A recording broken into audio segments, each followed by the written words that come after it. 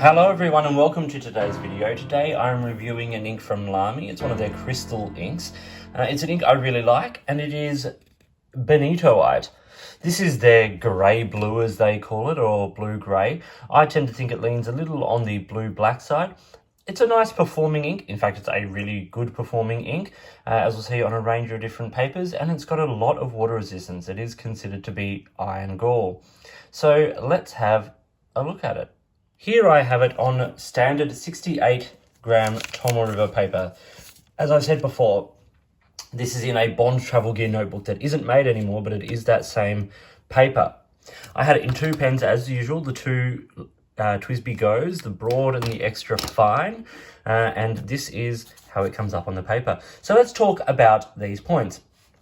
First, 5 points.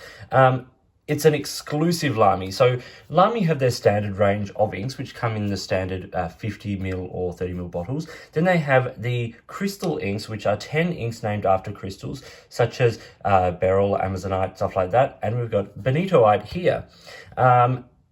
These inks are a little bit more expensive. They just come in a 30ml bottle, and I just had this particular one in a sample. They are a little bit more expensive. They're the more exclusive inks, but they generally are pretty good performing inks. Second point is some water resistance, and I'll cover this again obviously later, but this is the water test after it's been wet, and you can see the ink has moved around ever so slightly, but you don't lose anything. In fact, on Instagram recently, I posted a picture of azurite and Benitoite, both on a piece of paper that I had soaked in water for a number of minutes, and azurite had almost cleared away. Benitoite was still perfect. In fact, I think the original Lamy Blue Black, the standard one, the original formulation was iron gall and sort of permanent in this way. And so I think that this Benitoite is the one that has sort of replaced it in a lot of ways. Next point is it's a nice colour. For me, this is a beautiful colour. I love blue blacks, and this leans towards that. It's a grey blue, as they call it. There's bits of grey, there's bits of blue, but when it dries, that iron gall nature to it does just mean that it is a little darker. It's an excellent performer. Once again, I'll cover this later when I show it on the other paper, but very little feather and bleed in comparison to other inks, which is really great. And then, of course, the fifth point there is iron gall. I'm not sure if this is technically iron gall, but it does have a lot of permanence, and that's sort of like its claim. Okay, performance. It's a good performer. It's a nice colour. It cleans relatively well with little staining, which I'm really impressed with. So when you clean it out of a pen, you do want to make sure you give it a really, really good clean. But it doesn't sort of stain the plastic or anything like that. Meaning that kind of it is fairly safe.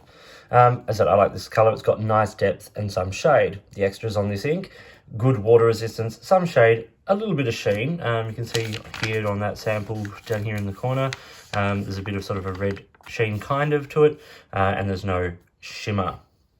Let's look at it on some other paper now. Here it is on Rhodia. We see a lot of that grey blue there.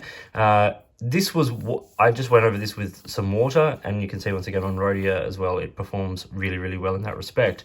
There's no feather. You get some nice shading, and then if we look at the reverse, like nothing comes through at all, which is really nice. Like even from that Birmingham pen ink at the top there, we get some coming through, but nothing coming through there on the Benitoite.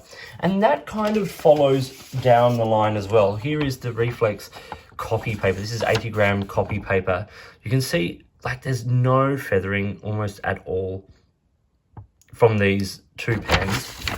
And then if we look at the reverse, the performance of the bleed is really great. It's really only where we put down a bit more ink.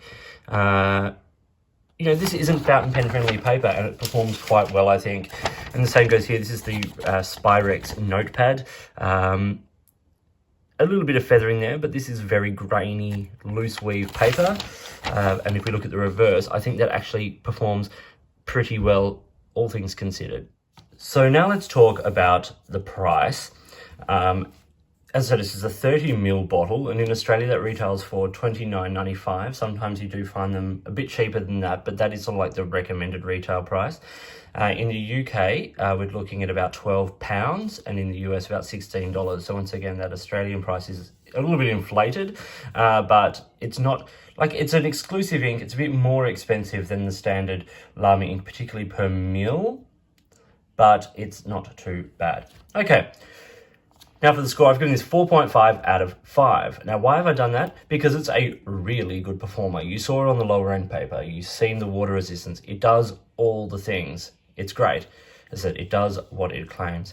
And for me, it's a really nice color. I didn't actually cover this, of course, but there's the chromatography. Nice sort of dark grey line sort of travels up through the blue. And my little comparison inks here, I've got Sailor Gentle Blue Black. This is the Lamy Benitoite, and then Rohrer und Klingner's Salix, which I think is a beautiful sort of light blue black, which I think ties in with some of that blue grey really nicely. So you can see it's a nice deep colour. It's rich. It's well performing. All of those sorts of things that we would expect from a brand like Lamy, but it's great to actually see it on the page. So this is Lamy Crystal Benitoite, an ink I have really enjoyed. I hope you found this video useful. Please like and subscribe and all of that sort of stuff. Please get in touch if you've got any comments or questions, or if there's a product you think I should be looking at, let me know. If there's a way you'd like to support the channel by sponsoring a review or providing an item for review, I would really love to hear from you. Don't forget to follow me on Instagram as well. I'm at @the_offstage_me. In the meantime, enjoy your pens, enjoy your ink, and I'll talk to you soon.